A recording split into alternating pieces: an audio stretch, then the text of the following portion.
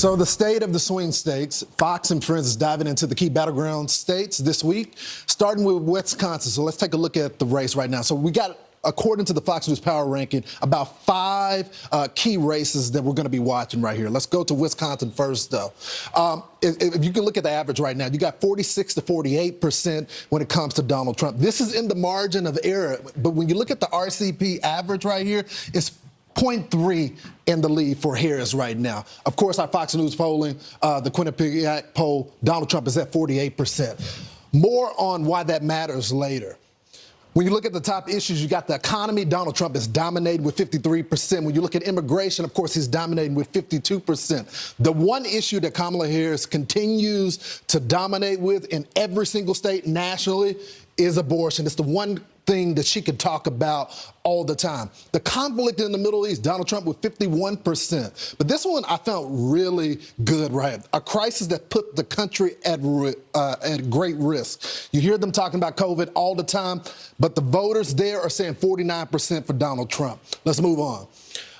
Back in 2016, you got Hillary Clinton versus Donald Trump. Donald Trump wins this state by 22,000 votes right here. Why does this matter? When you go to Joe Biden back in 2020, about the same, 20,000 votes right there. So this race is going to be really, really, really tight. All right, a live look right now. Here with his insight on the feeling on the ground, Schneider. He's at the National Review. He's a columnist, and he's in Madison, Wisconsin. Kristen, thanks so much for joining the program. Yeah, thanks for having me. So we had the opportunity at Fox Digital to talk with some of the voters on the ground. This is what they had to say. Watch. I think he's a great choice for Kamala because she has no clue. So she actually picked a running mate that was equally stupid. I heard the last name, but I didn't know who he was. I've never seen him on TV or anything, so I like him at all. I see right through him. I think he's a fast-talking, like, throws in, like, a bunch of things that aren't true, but talks real fast. So the people on the ground definitely are going to speak their mind, Kristen. But what are you hearing down there?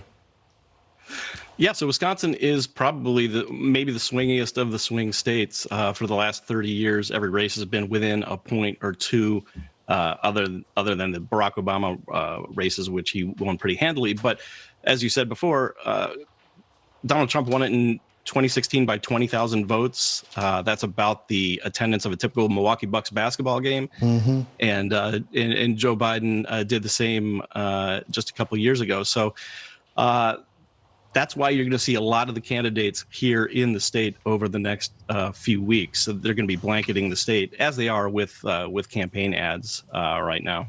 You know, Kristen, as we were looking at the board here about the issues that matter so much, you have the economy and the border, and Donald Trump is dominating on all of those issues. Even how you would handle a crisis, he dominates on that.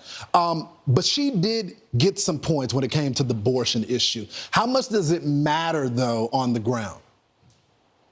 It does matter. You're right. In the polling, it shows Trump is up on the issues that matter the most, the economy, immigration, those types of things. And Harris is up on abortion and health care. The Marquette Law poll looked at a lot of this stuff and said she's also up on, whether there's going to be an actual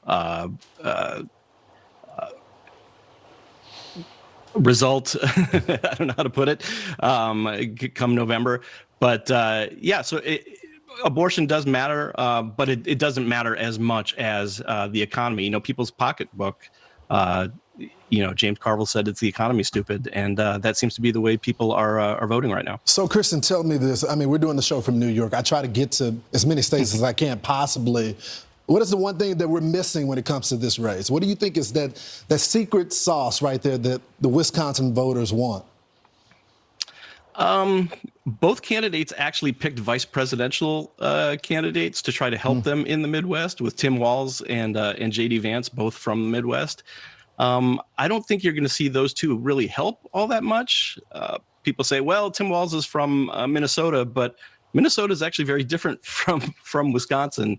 And Ohio is very different as well. Just ask any Green Bay Packer fan what they think about a Viking fan, and they'll tell you. So I don't think that either candidates appeal to the Midwest voters through their vice presidential candidate is going to help all that much. And then there's also a U.S. Senate race here that's going to be very important as well. We're going to be following it all. This is just one of 5 swing states that our Fox News Power Rankings are tracking. Thank you so much for joining the program, Kristen. Yeah, thanks for having me. You got it. So a special delivery.